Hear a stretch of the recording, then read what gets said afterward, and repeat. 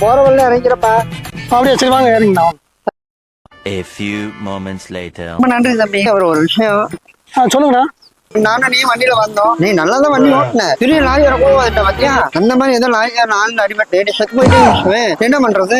வாயை கழுவுனா ஏன்னா அப்படி பேசுற? அதுதான் ஒரு லைஃப் இன்சூரன்ஸ் போடணுங்கிறது. அதை போட்டு வச்சீங்கன்னா நீ ப்ரோ ஃபேமிலி யூஸ் ஆகுமா இல்லையா? நான் வந்து லைஃப் இன்சூரன்ஸ் ஏஜென்ட். நான் ஒரு கேள்வி கேட்கவா? நீங்க வீட்டுக்கு போறீங்க, இப்ப நல்லாதான் இருக்கீங்க, திடீர்னு வீட்டுக்கு போக நெஞ்சு வலி வந்துருச்சு, அப்ப என்ன பண்ணுவீங்க? ஹாஸ்பிட்டல் கஷ்டமா இருக்கும் இல்லையா? அதுக்கு தான் ஹெல்த் இன்சூரன்ஸ். நான் ஹெல்த் இன்சூரன்ஸ் ஏஜென்ட். நாங்க போறீங்க இன்சூரன்ஸ் ஏஜென்டா? சரி தம்பி நான் கிளம்புறேன். சரி ரொம்ப காடா இருக்குது, வாங்க எங்கன்னு சொல்லுங்க, உங்களை அப்படி மெயின் ரோட்ல இறக்கி விட்டுறேன். வண்டி இங்கதான் இருக்கு. இங்கதான் இருக்குது, நல்லதான் இருக்குது. ஒண்ணு இல்லை தம்பி, இப்பெல்லாம் அந்த இன்சூரன்ஸ் கார்டெல்லாம் உடனே கொடுத்தா எவன் வாங்கி இன்சூரன்ஸ் போடுறாங்க.